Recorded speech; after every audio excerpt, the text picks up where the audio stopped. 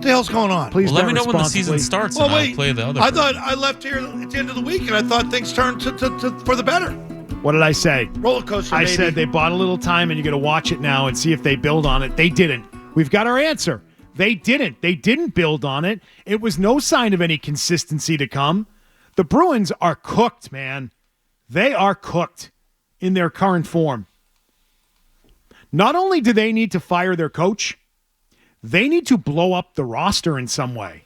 They need to make a meaningful change to the group of players on the team to get their attention. Do you think a coaching change will be enough for this team to wake them up? No, it'll be temporary. You'll get a bump, and then that's it. It'll go back to doing what we do. Won't be enough. So they've got to change the group. They've got to move a piece. Move a piece? What are you talking, like a McAvoy? I'm talking to anybody. Yeah. I'm honestly open to moving.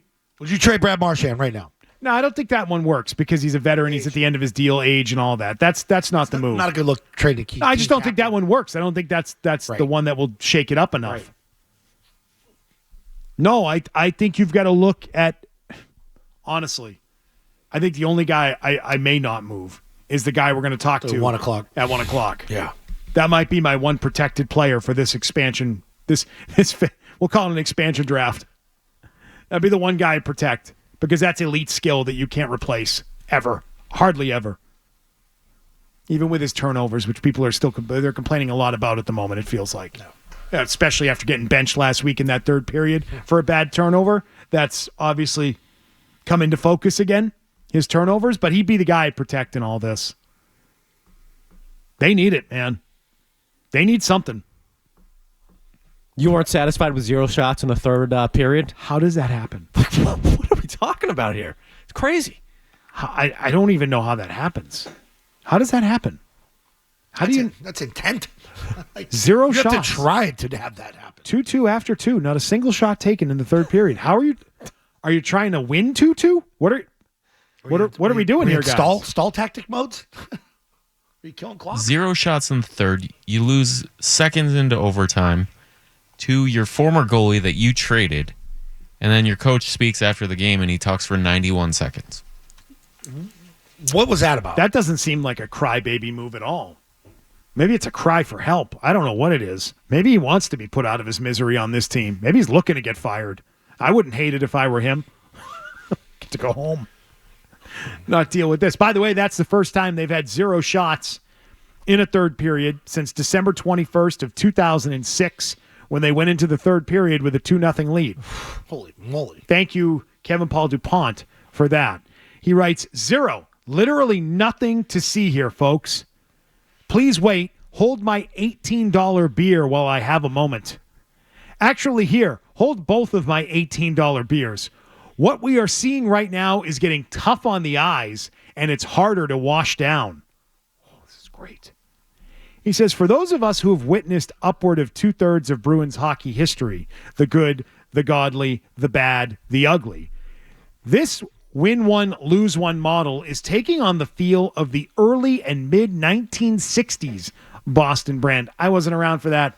Zoe wasn't around for that. I wasn't born yet. Many of our listeners were not really... I'm glad he could drink in the press box. That's pretty cool, though.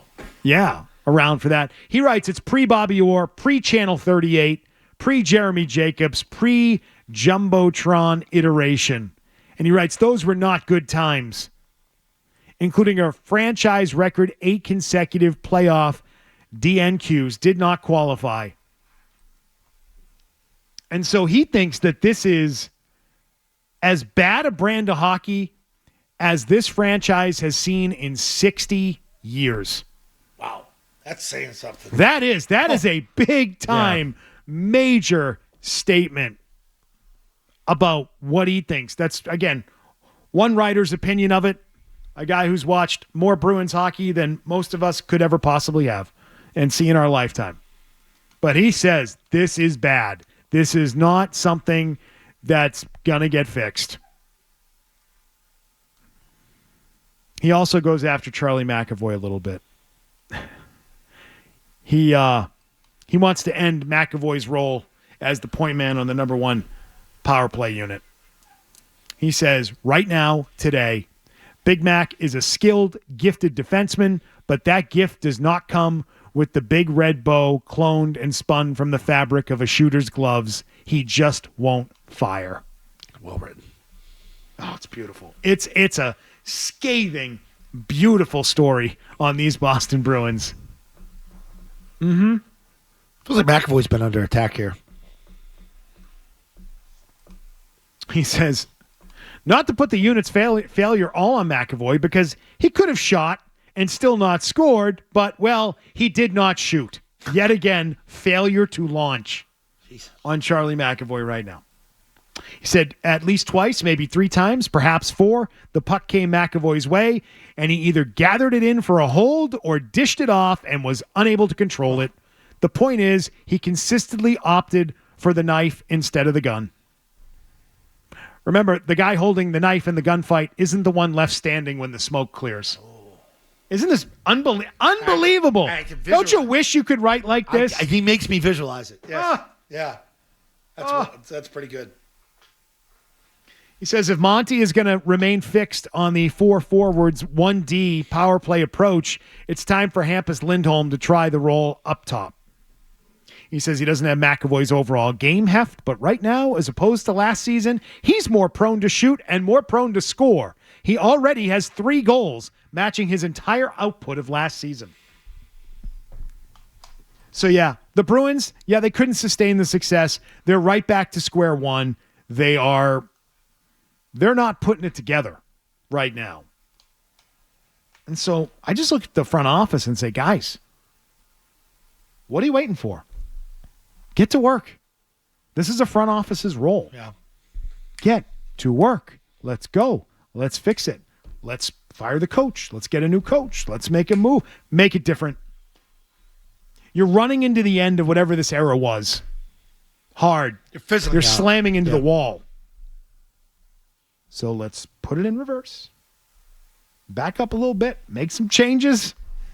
See if you can, make this situation better. Yeah. But it's not going to change by just saying, give them time, they'll be better. That's not going to fix their problems. David, how are you? I'm doing wonderful. What a speech and what a soundtrack that got me pumped up. But you said everything I wanted to say. Hey, good to have you guys. Thanks for having me. Are you a good ping pong player? I'm all right. I used to play growing up all the time. Ping pong is very easy. You just grab the racket and smash the ball. So I love ping pong, yeah. This is an event, and we've done other events like with the Patriots or with the Celtics or you name it, the Red Sox, but we've been around you guys for a while now with this event, 5 years now, right? You guys thoroughly enjoy it, and the way you mix and mingle with the fans, it's very hands-on for you guys, and you do it for a great cause. How important is this event for you guys? Listen, it's a great event. First of all, obviously, fans can bid on play with their favorite player, including me, and they can pretty much, choose the player they want to play to and spend the night with. So I think it's amazing for us. It's also fun. Everybody likes playing ping pong. Every single year it gets pretty competitive there at the end. So it's a fun event. How you said, it's for the good cause. So it's the least we can do, and plus we have fun doing it. So we are excited of that. Who do you think is the best ping pong player on the team right now? That's always a good question at this time of year. I think we get a couple new European guys. European guys are always good at ping pong, but I mean that's still simple. I think I'm still the best, and by far. And I should probably play with my other hand, honestly. Maybe if you bid right, you'd have your one hand tied behind the back, Yeah, I'm lefty, so I'm probably going to play with the righty on the tournament to make it fair. All right. David, what's going on with your team right now? A little bit up and down. What's happening? How are you guys going to get more consistent? Yeah, listen, we had a good practice. We are on the way to the airport now, heading for the 2-game road trip, big road trip, for our group. So we had a nice, long, hard practice today. We get the opportunity to work on many things. I think, we just need to get back on the winning streak and score some goals, be a little bit more confident and trust ourselves to make some plays, We're talking with David Pastrnak. There's a story circulating today that a lot of people are putting out on social media, an interview that you did talking about being injured over the summer. How injured were you, and is any of that impacting you now? No, I'm 100% healthy right now. Yeah, that was really honestly that taking out a little bit out of context. Yes, I was hurt a little bit in the summer, but that affected my training. But injuries are part of the hockey, so I still had plenty of time to prepare and train, and so the summer was long, unfortunately, and so yeah, I mean, I don't know why that was brought up today. That's something that I even spoke about during training camp, and that never got out, and so obviously that was a little shock to me that it got out today. But how I said, I'm 100% healthy right now, and focusing on my game getting better. David, you mentioned a couple weeks ago, like your start to the year as far as the amount of time in the penalty box, that's the most you've ever had to start a year. What changed? What was different this year? And, are you starting to figure some things out as to the way they're calling things? I mean, sometimes it's a little stick luck. Some of those, you obviously don't mean to just take those tripping penalties and or high stakes. So what changed? I don't know. I mean, like sometimes, we obviously know we are the most penalized teams in the league, and sometimes they can get in your head, and you start thinking about not taking penalties, and you can take us double more when you think about it. So I think we got much better though last couple of games. We try to stay out of the box, and obviously the special team is a big part of the game, and we need to be better on the both ends. Why do you guys think third periods have been such an issue for you so far this season, and how do you kind of right the ship there? Well, obviously we haven't had the start of the season that we would like, and so that's mean we didn't have enough leads and weren't up in the games enough. Maybe that we play on our heels instead of playing on our toes, but that they can only get better when we start winning, and we need to dialed in. Third period has been always good for this group in the past years, and we have to keep pushing and keep focusing on it. And the last game is right there. It's 2-2 game, tight game. Nothing better than go out there in the third and take the game away. So we didn't do that obviously last game, and that's on us. But we got to be better, and we will be so. All right, David. Well, the event's coming up on November 20th, which is Wednesday, November 20th. It's happening at House of Blues Boston from 3 until 6 p.m. You go to the events page at 985thesportshub.com. You can get all the information, VIP packages, bidding, which is going on right now. Text paddles to 76278 to get in on the bidding. 76278. Yeah, you remember that. Or you can just go to 985thesportshub.com. Get all the information for the 5th annual Pucks and Paddles Ping Pong Tournament with David Pastrnak and the crew from the morning. David, appreciate the time as always. Good luck. Thank you for having me. Thanks for listening. See you guys at Pucks and Paddles. All right, very good. See you, Pasta. See ya.